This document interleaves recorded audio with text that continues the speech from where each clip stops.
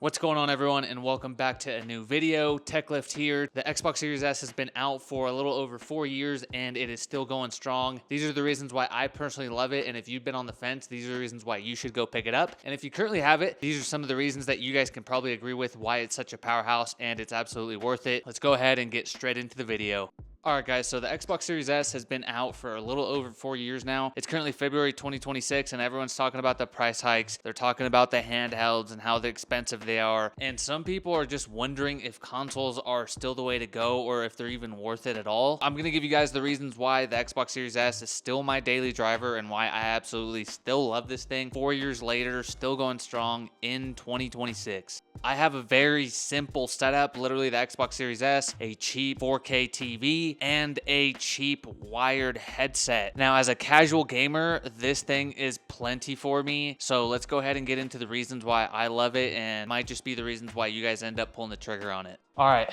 so reason one why I still love the Xbox Series S. Price point / affordability is unmatched. You can pick one of these up for around the $200 to $300 range used on Facebook Marketplace. You're gonna get a good deal. Also, if you keep your eyes out for, let's say, electronic stores that are having, random sales, holidays coming up, you're gonna be able to pick it up for a fairly decent price. Now, on top of that, this thing is tiny compared to most consoles. So you don't have to worry about a big bulky setup. Now, this is kind of messy, but it's raw and real. This is what it's looking like just because I'm currently charging my controller. Yes, I have a rechargeable battery pack, so even the casual gamers will run out of battery. You just charge it whenever, you have some downtime. But this thing is tiny. Look at my hand. I don't even have big hands, and look at it compared to my hand. Thickness-wise, barely thicker than the actual controller itself, and it's super tiny. And you probably don't really care about the size and compactness and whatnot, but you will whenever you start playing it and start having some fun and you want to move it from a, let's say, TV, living room setup over to a monitor setup in the room, or you can travel with it. I've actually snuck it in a bag without my wife knowing, took it to our vacation spot, and at the end of the night, I was able to game a little bit, watch a movie with her. It is super handy to have a console like this. You can literally grab it, unhook it from the power, unhook the HDMI, take it over to a monitor setup, and you are good to go. Literally just plug and play, super handy. Now, on top of the compactness, the affordability, let's talk power. The power for what you get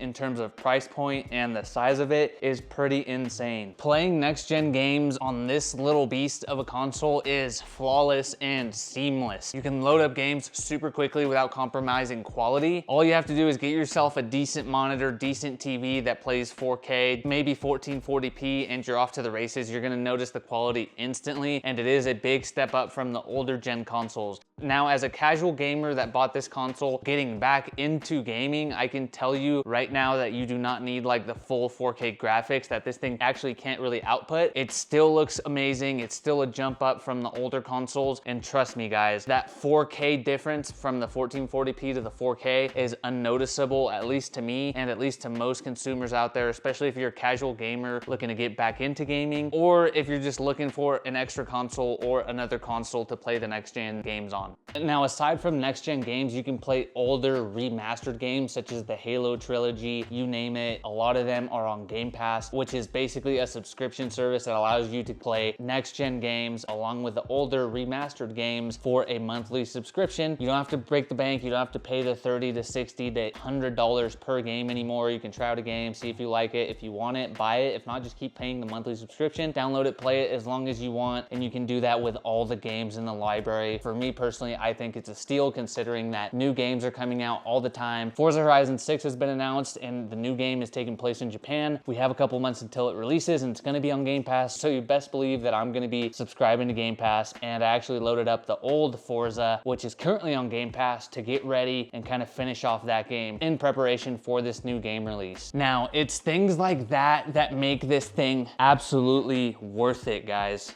The ease of use, the quickness, the quality, everything is just so easy to boot up, play, and get premium quality out of a console that's not gonna break the bank, and also a console that's not difficult to jump on. If you haven't been in the gaming world for a while, this is gonna be the way to go. I do not recommend PC. Probably wouldn't recommend PlayStation. Xbox is probably the easiest to kind of plug and play and jump into games right off the bat, so that's another huge pro. Now, with all that being said, let's go ahead and talk about how easy it is to to turn on the controller, turn on your Xbox, and get a game going. Games load up super fast, so casual gamers that don't have a ton of time are easily able to get in a quick match and play something super fast. Even the next gen games such as Battlefield 6, Arc Raiders, Battlefield 2042, Forza, games that have gigantic maps actually load super quick. You can jump in and out of games super fast, as you guys can see there. No time wasted. I just turned 30, work 9 to 5, and recently just had a newborn, so time is of the essence, and this little console allows me to unwind, de-stress at the end of a long day of work, long day of caring for a newborn and a puppy. This thing gets my lifestyle and how I like to unwind at the end of a long day. Now, I keep mentioning budget. Nothing about this console feels budget at all. Again, the frame rates, the picture quality you're gonna get on this console, as long as you have a decent monitor and a decent TV, you're not even gonna be able to tell the difference between this and a console that plays 4K. Controller's the same controller you're gonna find on the normal higher end console, which is the Series X. And the design and just look of this thing looks premium, it looks sleek without having to break the bank. And for those of you that kind of just wanna dabble into video games, or maybe you're an experienced gamer and you want another console, or you want a new primary console, you're not even gonna be able to tell the difference on this budget console.